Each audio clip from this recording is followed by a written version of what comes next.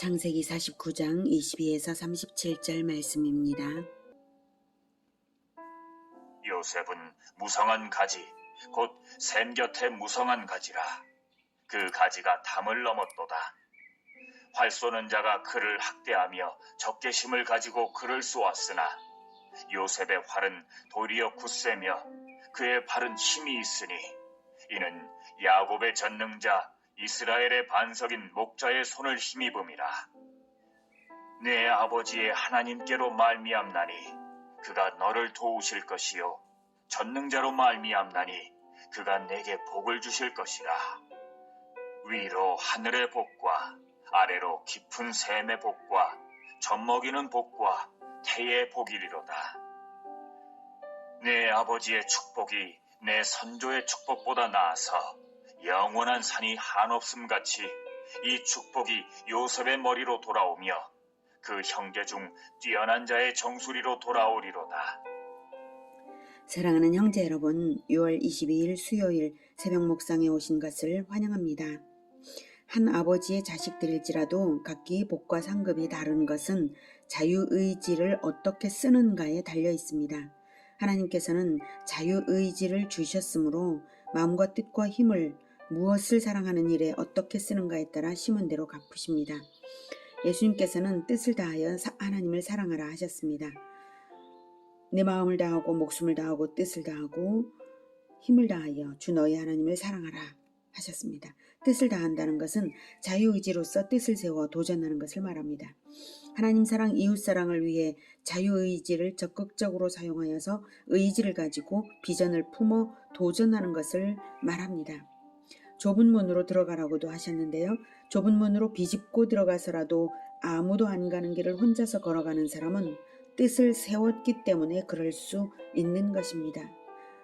하나님께서 오직 인간에게만 주신 자유의지, 언약의 당사자가 될 수 있는 요소 자유의지, 이 자유의지를 주신 하나님의 마음을 들여다보십시오. 우리에게 무엇을 바라시는지 생각해 보십시오. 하나님은 언약을 이미 제시하셨고 언약의 성취를 위하여 나아가는 길에 진정한 복이 있습니다. 자유의지로서 나아가는 길에 말입니다. 그렇다면 주신 언약의 성취를 위해 내가 걸어갈 길이 무엇인지를 발견하고 그것을 위해 자유의지를 작동시켜서 도전적으로 달려가기를 하나님은 원하시는 것입니다. 남들 하는 것을 보고서야 따라가려는 마음을 가지면 이미 하나님 사랑에서 거리가 두어졌습니다. 그것은 사람 눈치를 보며 사람을 높이는 마음이고 또 자유의지를 스스로 제한하는 것이니 남 따라서만 적당히 하는 수고에 큰 상을 바랄 수야 있겠습니까? 개인 인생사 이래도 되고 저래도 되는 선택사항들에는 묻지도 따지지도 않고 자유의지를 잘 사용하는 사람들이 정작 하나님의 일을 하라고 하면 그것이 하나님의 뜻인지 아닌지 모르겠다고, 하나님 응답을 들어야 움직이겠다고 하며 그저 세월을 흘려보내버리는 경우들이 있습니다. 언약 안에 있는 일이라면, 성경에 이미 명하신 일이라면 하나님이 육성으로 각 개인에게 다시 들려주실 이유가 없습니다. 만민에게 복음을 전파하라고 이미 성경에 명하셨는데 복음 전하러 갈까요 말까요 묻는 것은 필요 없는 일이죠. 성경을 가르칠까요 말까요 묻는 것도 무르나 마나 당연한 것입니다. 모든 민족 제자화는 모든 그리스도인들에게 주신 지상명령입니다. 아무든지 누구든지 자기 십자가를 지고 예수님을 따르라고 예수 제자를 부르셨습니다. 자유의지를 작동시키며 천국 건설에 협력하는 사람들이 바로 예수 제자들입니다. 육성 들려주시기를 기다리지 말고 뜻을 세워 도전하면 됩니다. 뜻을 세워 앞장서 나아가는 그것을 하나님이 오히려 더 기뻐하십니다. 그런 사람이 최고의 상을 받는 것입니다. 요셉이 그랬습니다. 알아서 잘하는 직원에게는 사장이 잔소리를 안 하지만 자발성이 없거나 잘못하는 사람에게는 사장이 이래라 저래라 말을 많이 할 수밖에 없는 것이죠. 마찬가지로 성경에 이미 언약하시고 명하신 일이라면 굳이 묻지를 말고 자유의지를 사용해서 뜻을 세워 도전을 하세요. 하나님은 오히려 그것을 기뻐하십니다. 요셉은 언약 안에서 뜻을 세운 사람이었습니다. 어린 시절에 요셉이 어떤 묵상을 했는지 어떤 뜻을 세웠는지 성경에 언급이 없지만 훗날 그의 행적을 보면 어린 시절에 원대한 포부를 이미 가졌다는 것을 읽어낼 수 있습니다. 형들에게 죽음을 당할 뻔하고서 가까스로 목숨을 건져서 이집트의 노예로 팔려갔는데도 인생사 한탄도 불평도 없이 노예의 마음이 아니라 자발적 의지로서 보디발 장군의 집을 책임 맡아 섬겨주었던 자발적 청지기의 마음, 그 마음이 어디서 나왔겠습니까? 하나님의 언약 성취에 협력하고자 하는 뜻을 이미 세웠던 요셉이었기에 나왔습니다. 자기가 이집트까지 끌려간 것이 하나님의 섭리인 줄을 알았기 때문에 기쁜 마음으로 그런 마음이 나왔던 것이지, 그것을 이해하지 않았다면, 하나님의 원대한 그 언약의 뜻을 이해하지 않았다면 보디발 장군 집과 감옥의 죄수들을 기쁘게 섬긴 탁월한 청지기 요셉을 설명할 수 없는 것입니다. 심지어 요셉의 인생에서는 하나님으로부터 주어진 무슨 특별한 이상은 어린 시절의 두 가지 꿈이 전부였습니다. 과거 아브라함과 이삭과 야곱에게 나타났던 하나님의 이상들이 요셉에게는 그렇게 없었습니다. 그런데도 하나님의 깊은 뜻을 헤아려서 이스라엘의 이집트 정착을 성공시킨 요셉은 자유의지를 적극적으로 작동시켜서 뜻을 세워 실천하는 자였기에 그가 받는 상이 큰 것입니다. 생각해 보건대 요셉은 아버지 야곱으로부터 증조 할아버지 아브라함에게 주신 하나님의 언약을 전해 들었을 것입니다. 물론 그것은 요셉만 전해 들은 것이 아니라 12아들 다 들었겠죠. 그리고 그 언약을 전적으로 믿고 자기 인생에서 그 일이 이루어지기를 사모하며 자신을 내어드리는 결단을 했을 것입니다.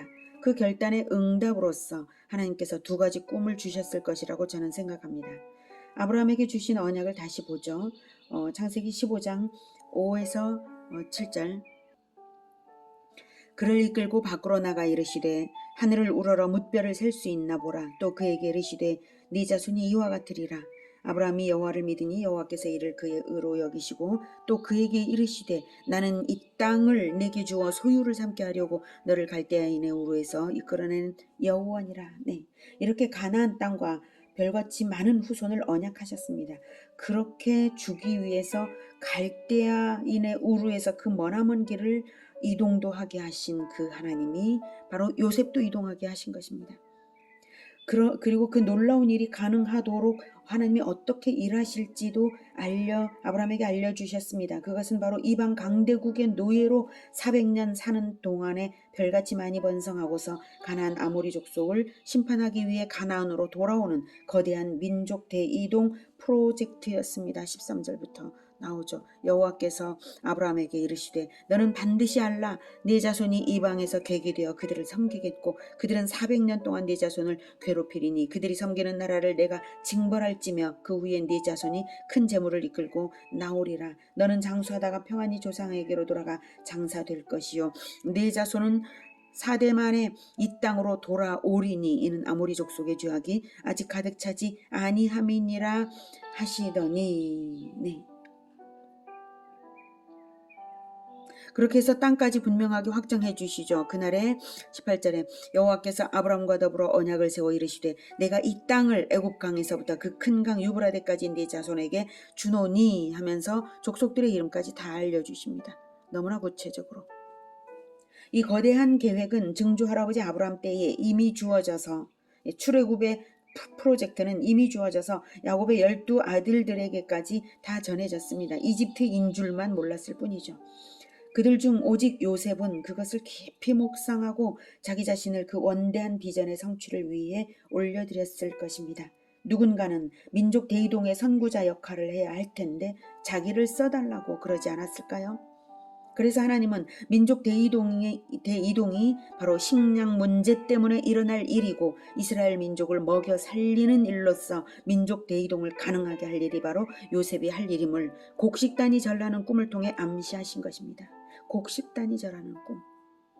그 다음 별들이 절하는 꿈 역시 뭇별같이 많은 후손들을 번성하게 하는 데에 요셉이 중요한 역할을 할 것이기에 별들이 절하는 것입니다.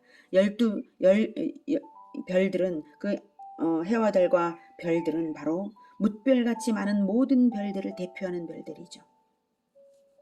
12지파.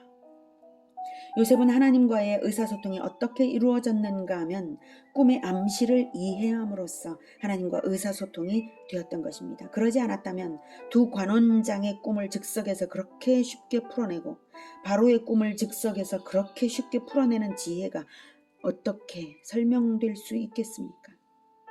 꿈이 주는 암시에서 하나님의 깊은 뜻을 끌어올려낼 수 있는 심오한 지혜가 생긴 것은 그 어린 시절부터 깊은 묵상과 통찰력이 길러졌기 때문입니다. 하나님은 자기 자신을 올려드리는 그 사람을 사용하십니다. 그래서 요셉의 인생이 그렇게 롤러코스터 같고 드라마틱했던 것입니다.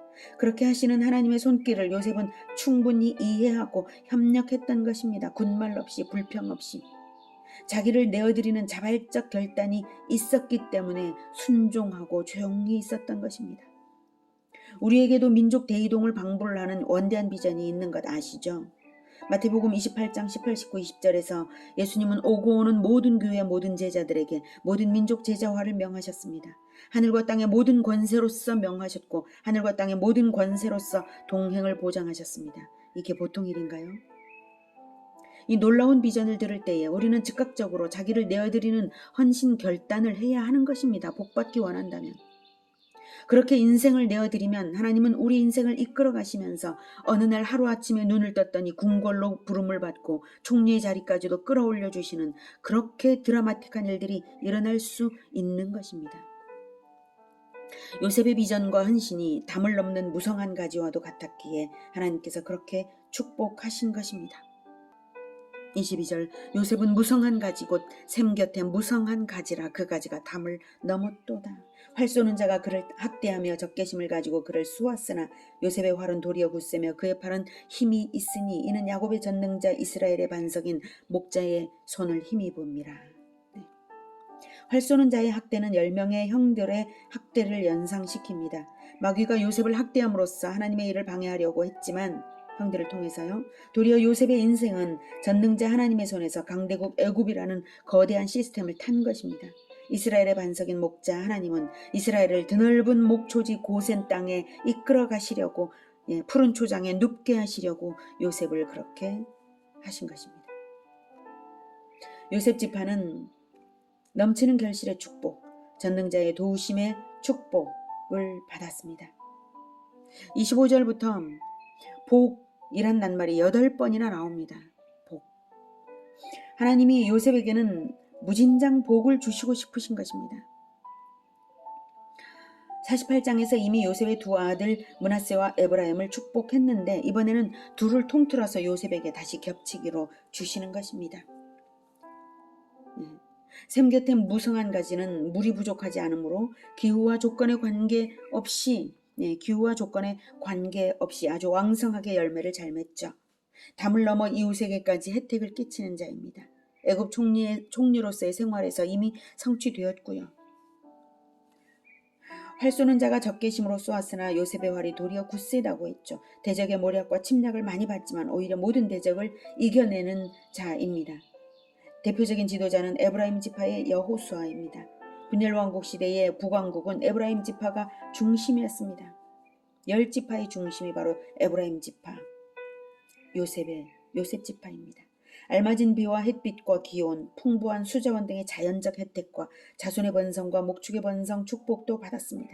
이 모든 복을 영원한 산처럼 변함없이 받을 것이라고 보장했고 그리고 요셉 지파의 후손들도 요셉처럼 뛰어날 것이라고 했습니다. 영원한 산이 한없음같이 이 축복이 요셉의 머리로 돌아오며 그 형제 중 뛰어난 자의 정수리로 돌아오리로다. 요셉이 받는 복이 어떻습니까?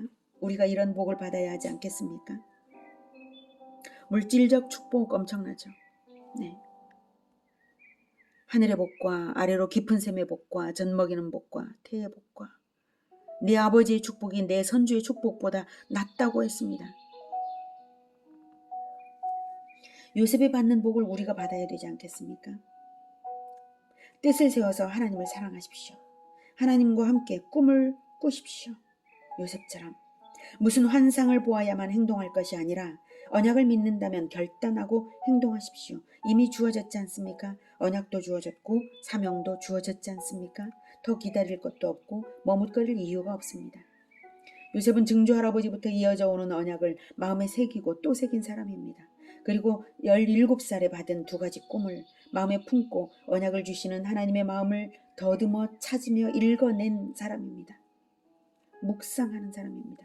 하나님의 입애굽과 출애굽을 통해서 수백만 이스라엘 인구를 번성시킬 꿈을 가지신 것을 알고는 그것을 자기의 비전으로 삼고 뜻을 세운 사람입니다. 그렇게 뜻을 세웠기 때문에 노예가 되었을 때에도 억울하게 감옥에 들어가도 간수장을 대신해서 전체를 관할하며 즐겁게 섬길 수 있었습니다. 하나님의 꿈이 수십 년의 인내의 세월을 거쳐서 이스라엘을 불러와야 하는 일인 줄을 알았기 때문에, 인내가 필요하다는 걸 알았기 때문에, 하나님과 손발을 맞추기로 뜻을 세웠기 때문에 낙심하지 않고 기쁘게 할 수 있었던 것입니다. 왕 앞에서 쫄지도 않고 준비되었던 것처럼 꿈을 해몽하고 7년 풍년, 7년 흉년의 행정적 대책까지 즉석에서 제시할 수 있었던 것은 하나님의 꿈에 맞춰가겠다는 뜻을 세웠기 때문에, 감옥에 있는 2년 내내 하나님의 꿈을 집중적으로 묵상하고 있었기 때문에 거침없이 제시할 수 있었던 것이었습니다. 자기를 죽이려 했던 형들을 용서할 수 있었던 것도 하나님의 원대한 비전과 사랑에 감동된 요셉이었기 때문이고, 그 비전을 위해 자기를 사용하고 계신 것에 감사했기 때문입니다. 원한을 품을 쇠가 어디 있습니까? 그런 게 하나도 필요 없었습니다. 하나님의 영광과 은혜가 너무나 컸기 때문에 형들을 용서하는 것이 어려운 것이 아니었던 것입니다. 이스라엘 가문을 애굽에 정착시키는 과정에서도 안정적인 정착으로 번성할 것까지, 출애굽까지를 내다보고 진행한 것도 뜻을 세운 대로 실행한 것입니다. 요셉은 하나도 섭섭한 마음이 없었습니다. 그 어떤 공격과 그 어떤 어려움에도 결코 상처받지 않는 강인한 마음, 그게 하나님의 비전에 맞추어가는 뜻을 세우면서부터 생겨나는 것입니다. 뜻을 이루기 위해 자기를 내어드리는 결단을 하십시오. 그러라고 자유의지를 주신 것입니다. 요셉이 자기에게 능력이 있다고 확신해서 자기를 내어드렸겠습니까? 그 어릴 때? 아무 계산 없이 그저 믿었기에 내어드렸겠습니까? 언약을 성취하실 하나님을 그저 믿었기에 내어드렸고, 내어드렸더니 사용하신 것이고, 그래서 다 되어진 일들입니다. 우리의 자유의지가 이 땅 썩을 육신을 위해서만 작동될 것이 아니라 영원한 천국의 비전을 바라보며 아무 계산 없이 믿음으로 작동되기를 기원합니다. 꿈이 원대한 사람들은 또한 그 어떤 난관에도 상처를 쉽게 입지 않습니다. 하나님의 섭리인 줄을 오히려 알아차리고 기대감으로 인생을 걸어갑니다. 하나님의 꿈을 함께 꾸는 사람들은 억울한 일이 있어도, 고난이 닥쳐도 불평원망이 없습니다. 하늘과 땅의 모든 권세를 가지신 분이 일하고 계신 것을 알기 때문에 되어가는 일들을 지켜보며 채찍을 맞아도 자신의 감정을 제어하고 오직 하나님께 동역되는 것입니다. 복은 자유의지를 무엇에 연동시켰는가에 달려 있습니다. 자, 이제 마지막 베냐민에 대한 예언입니다. 27절. 베냐민은 물어뜯는 일이라. 아침에는 빼앗은 것을 먹고 저녁에는 움킨 것을 나누리로다. 네, 베냐민은 호전성과 승전의 축복을 받았습니다. 베냐민 지파에는 전투에 용맹하여서 승전으로 이끈 장수들이 많습니다. 대표적으로는 사울 왕이 블레셋으로부터 이스라엘을 구원했죠. 야곱이 가장 사랑한 두 아들이 요셉과 베냐민인 것을 생각할 때에 베냐민에 대한 축복이 굉장히 빈약하게 느껴집니다. 그러기에 야곱의 축복이 개인적인 감정을 따른 것이 아니라 하나님의 영에 사로잡혀서 미래를 예언한 것임을 알 수가 있습니다. 28절. 이들은 이스라엘의 12지파라. 이와 같이 그들의 아버지가 그들에게 말하고 그들에게 축복하였으니 곧 그들 각 사람의 분량대로 축복하였더라. 야곱의 12지파가 이렇게 해서 확정되었습니다. 12 중에 요셉은 두 아들의 학렬을 높임받았기 때문에 두 지파가 됩니다. 그러면 13지파죠. 그런데 왜 12지파라고 말하는가 하면 훗날 가나안 땅의 지부는 12지파에게만 분배할 것이죠. 레위 지파를 제외한 12지파가 됩니다. 레위 지파가 훗날 성직을 맡게 되면서 가나안 땅의 지분을 받지 않고 12지파의 11조를 받게 될 것이고 거주지 역시 전국 각처에 분산 거주하여서 12지파의 땅에서 12지파에게 율법을 가르치는 일을 맡게 될 것이기 때문입니다. 레위 지파는 12지파에 골고루 녹아 들어가서 맡겨지는 셈이고 또 레위 지파는 12지파의 영성을 책임지는 자들이 되는 것입니다. 언약의 당사자인 야곱은 12아들을 낳아서 언약 안에서 예언의 축복으로서 12지파를 확정하였습니다. 이것은 장차 신정왕국 12지파를 하나님이 승인하신 것입니다. 이 일은 선조 때와 비교하면 그 의의가 확연해집니다.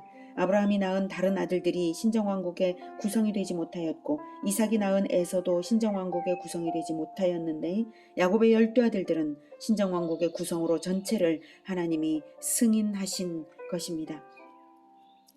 아브라함 때에 이스마엘은 할례를 받은 자이지만 떠났고 아브라함의 후처 그두라의 소생들도 떠났습니다. 이삭 때의 맏아들 에서도 떠났습니다. 떠난 자들은 한때 언약 공동체 안에 살았던 자였지만 떠났고 할례 없는 민족이 되었습니다. 할례가 하나님 백성의 증표라는 건 알고 계시죠? 언약을 믿으면 할례를 받게 되어 있고 언약 안에 한 공동체 의식을 가지는 것입니다. 에서의 경우에는 장자였지만 그의 언행에서 언약을 믿지 않는 것이 확연하게 나타난 바와 같이 장자권을 잃었고 마침내 떠났습니다. 그러나 야곱의 12아들들은 비록 갈등이 있었지만 하나님의 언약 백성으로서 한 공동체 의식을 가졌기에 야곱의 유언으로서 신정국가 공동체의 구성이 12지파로 확정되었습니다.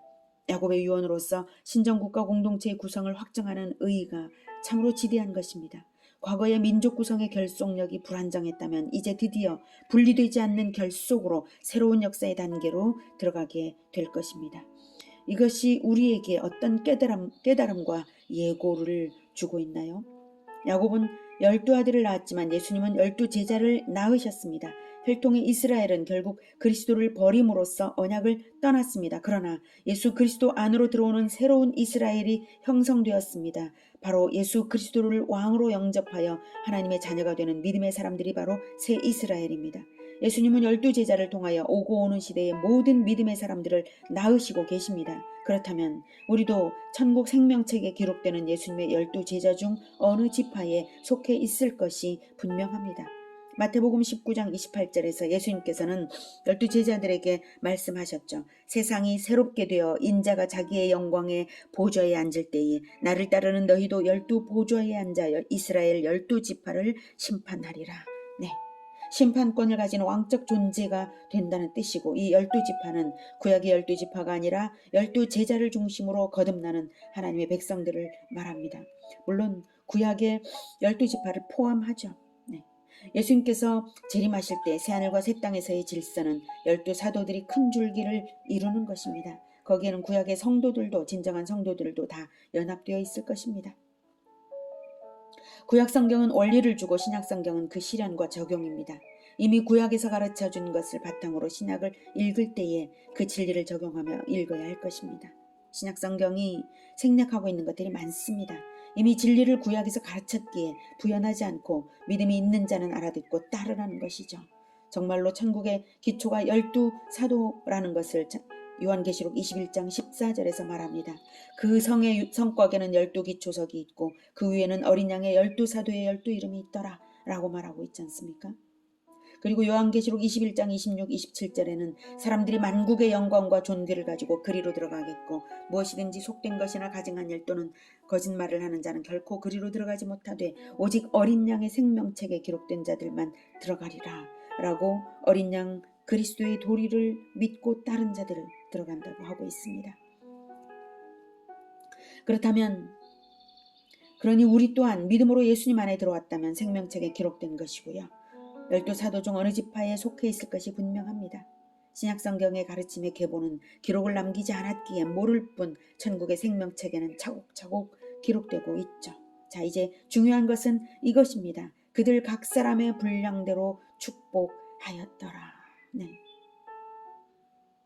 그들 각 사람의 분량대로. 갈라디아서 6장 7절에서는 사람이 무엇으로 심든지 그대로 거두리라 라고 하셨습니다. 우리가 어떻게 뜻을 세워 하나님 사랑을 실천하는가에 따라 우리의 미래와 후손들의 미래, 제자들의 제자의 제자들의 운명이 달라지는 것입니다. 뜻을 세우고 뜻을 세우는 이것이 중요한 것입니다. 하나님의 언약은 반드시 이루어지기 때문입니다. 그 언약 안에 뜻을 세우시기를 권해드립니다. 오늘 끝까지 하기로 했는데 시간이 많이 지연되어서 여기까지 오늘 하겠습니다. 기도하겠습니다. 하나님, 우리에게 언약을 주신 것 감사합니다. 우리가 야곱처럼, 아니 요셉처럼 받은 언약, 조상들이 받은 언약, 그 언약을 묵상하며 하나님의 마음을 들여다보고 하나님의 마음을 읽어내고 하나님의 뜻에 내 뜻을 연합시켜서 뜻을 세워 자유의지를 적극적으로 작동하여서